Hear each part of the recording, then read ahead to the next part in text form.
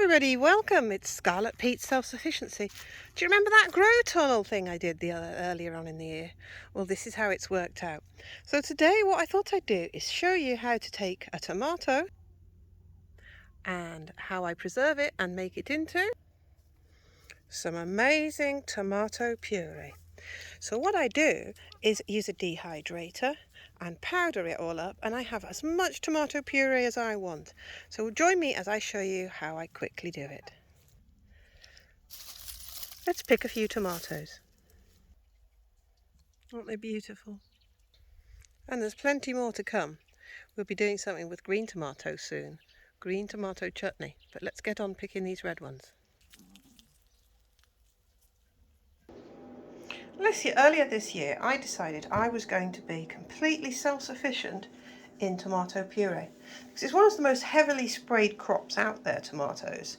So there's lots of ways to create your own tomato puree, and this is one of my ways. So what do? I take the tomatoes and I slice them up thinly and put them in my dehydrator. The big fat ones I slice up into thinner slices, and the sweet chewy little ones I slice into half. Then they go in the dehydrator and end up like this. Let me show you. This is my dehydrator. It's got a lot of shelves that go in there. The other night I did some beef jerky on the bottom row, and that's what I dripped. I've just opened it because it's just finished. And I did some tomatoes on the top shelves. The shelves are metal. You put on the shelves, on the clean shelves, these need cleaning, this isn't ready to go in. Put on the shelves your tomato slices, so there's plenty of room around them.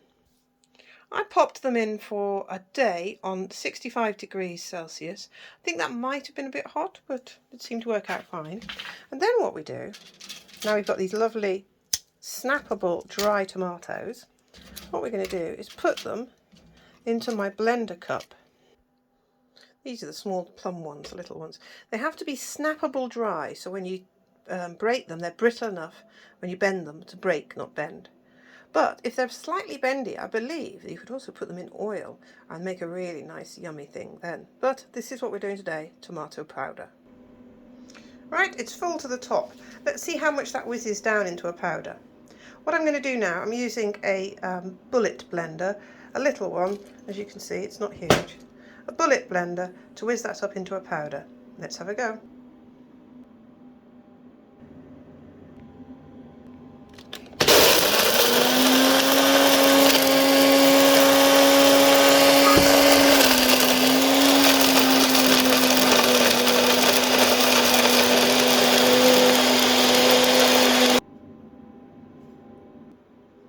Let's see how much is gone. There we go. So that was a full dehydrator full of tomatoes, and this was a full cup of dried tomatoes, and now we're going to put it into our other jar of dried tomatoes.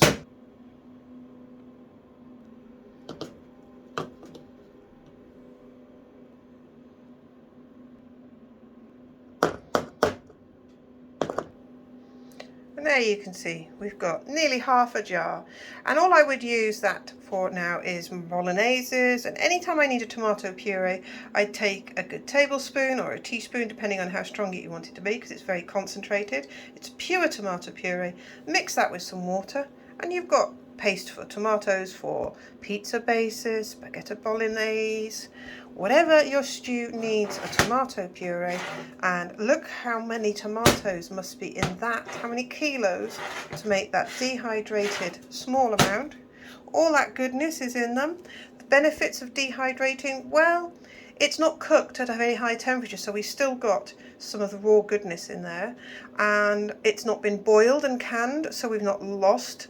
But with tomatoes there is a benefit to cooking them longer. So what I actually do when I use this to get both benefits, because one of the vitamins releases in the anti-cancer fighting agencies of the tomato releases when it is boiled. So I will put in mostly how much I need while I'm cooking, let it boil, and then right at the end I'll stir in some dry powder just to get some fresh benefits and the enzymes, hopefully, of the fresh tomato that hasn't been cooked. So I hope you like this. And I love my dehydrator, but I do need to give it a good wash now. It's an excellent machine. I've got all the tomato seeds on the top there. It's ever so simple to use. We press it on, choose the temperature, going up, so temperature, choose the temperature. Oh, that was time. Temperature, choose 36, 45, time, how long you want, and then that's it. You close the door. There we go, it's going now.